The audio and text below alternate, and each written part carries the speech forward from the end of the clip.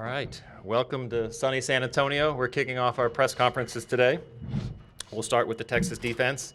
We are transcribing these remotely. That means we really need media to be very diligent in speaking to the microphone and addressing one player at a time, Kurt Bowles. We will start first with our defensive coordinator from Texas, Pete Kwiatkowski. Did I did the right pronunciation, or you wanted the Kwiatkowski. Close Kwiatkowski? enough. Coach, Coach can you tell us who you brought today? Yeah, we got Jalen Ford down there, Keandre Coburn, AC Anthony Cook, and Sade Barron. Very good. If people have questions, raise hands, and from the sides, we'll come and bring a microphone to you. In the middle. Pete, since we didn't really get to talk to you much this season, can we just get kind of your overview on how your defense played this season and just kind of the progress they made this season? Yeah, it was starting last winter. The emphasis on the fundamentals, obviously the scheme and all that was a big part of the learning curve from last year to this year. But going back to just the fundamentals, the nuts and bolts of how to play defense, effort, running the ball, tackling, block protection, all the technique and skill that these guys need to do to execute at a high level. It started with that. And then as the season went on, we had success. Guys felt it, saw it, and I think as a whole, the confidence level grew and grew and grew. And by the end of the year, they were a lot more trust with everybody. And they played, the whole season they played their tails off, played with great effort, physical, played fast, and executed pretty high level. And with that came the confidence. And so I think that's where you saw the growth in the group as a whole. In the middle, red first. Pete, I know you said the confidence level kind of grew and grew, but how important was that performance against Alabama to help with that confidence for them to be able to see they can do this against an elite team? Yeah, very much so. Everybody knows what Alabama's all about, and I know going into it, everybody's excited to go out and play the best, and they had a great week of preparation, and then they went out there and got it done, made the plays, stuck together when they had that long run, and just kept chipping away. And that's the key to the deal. It's a long game, and when the guys trust each other and execute what they're supposed to do, and they do it with great effort, and they're physical and flying around and playing with great energy, that's when you play really good team defense. Front. Pete, what's this week going to be like for you with playing or coaching against the purple and gold team, and especially the passing offense that they also bring as well? Know a lot of those guys, recruited a lot of those guys, and obviously have a history with Washington. And their offense, it starts with that quarterback. Penix is an outstanding quarterback, very accurate. O-line does a good job of keeping him clean. And they have three really good wide receivers that he can distribute the ball to. And so we got a huge challenge in front of us, for sure. I know the guys are excited about it. Top-rated offense in the nation, and that's why we go play. We have a great week of practice, preparation, and then go out there and cut it loose. Second row middle. Chip, you still have a question still?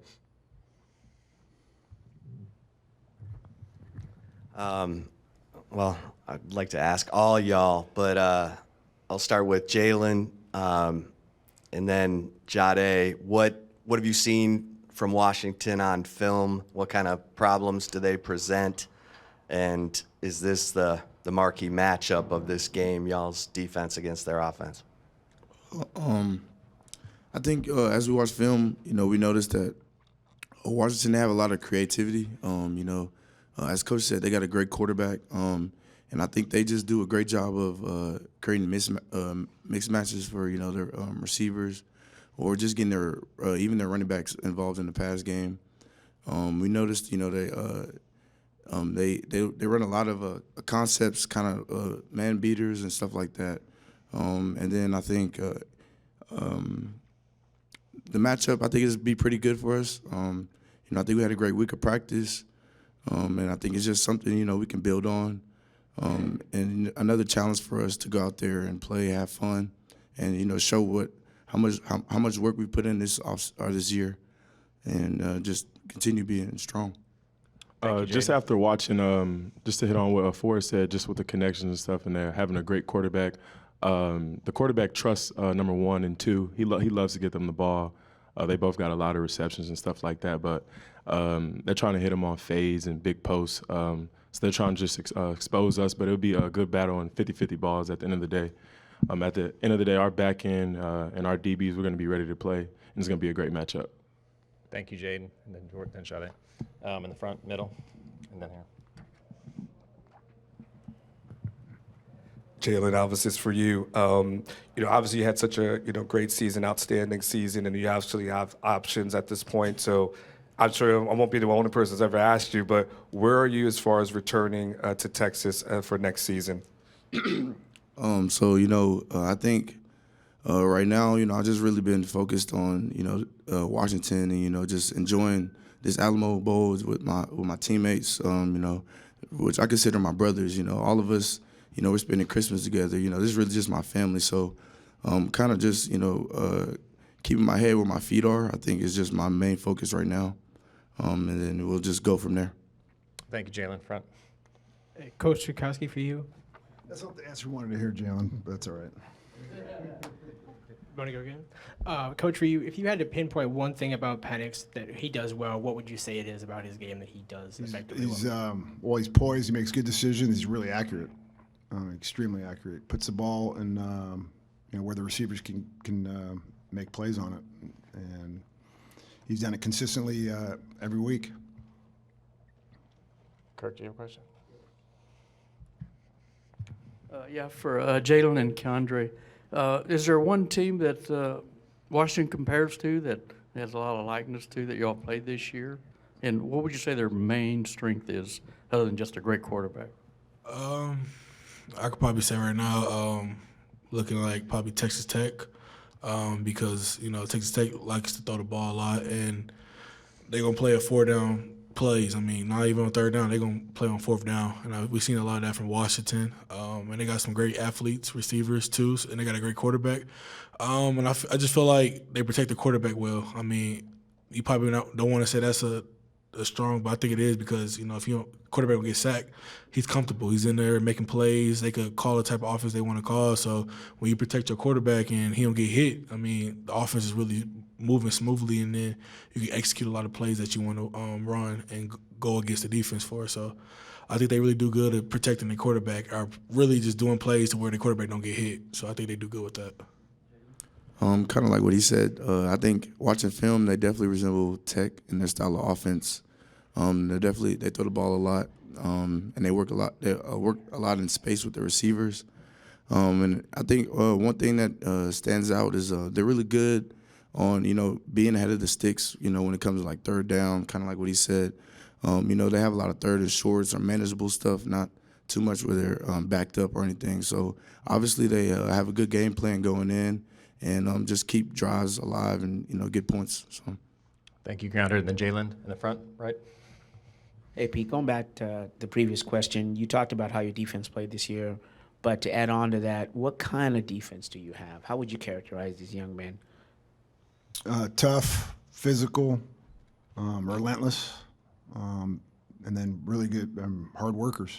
We emphasize and talk a lot about how we go about our business during the course of the week in our preparation, and how that carries over to game. So, one of the sayings we use that is practice execution becomes game reality, and the guys have really bought into it, and they've seen the success that they've had when we execute at a high level. That's because of how we prepare and practice, taking it from the meetings, right, the film study, and then going out into practice and doing it in practice. And so, just their mentality as far as how they attack their preparation, and then going out and playing with great effort and being physical and populating the ball, all the things that really good defenses do when they're playing good team defense. Middle, black shirt.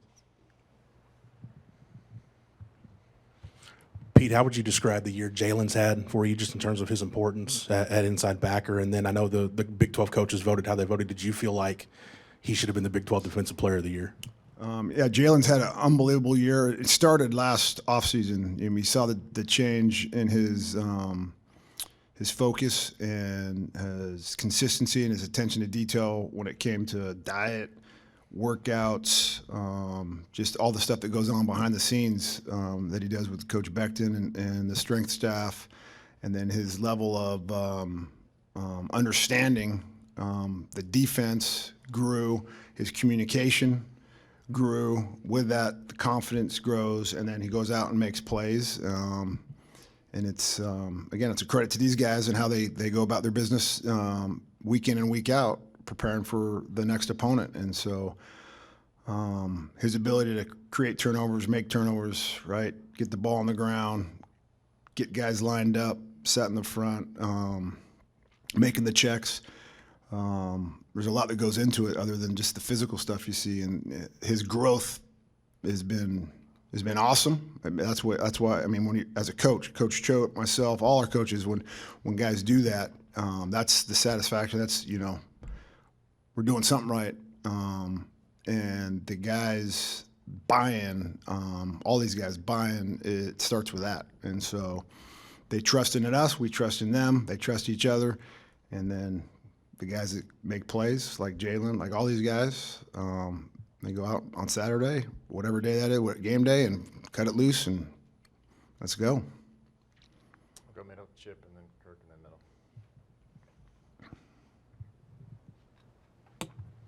For Anthony and Keandre, what's the motivation?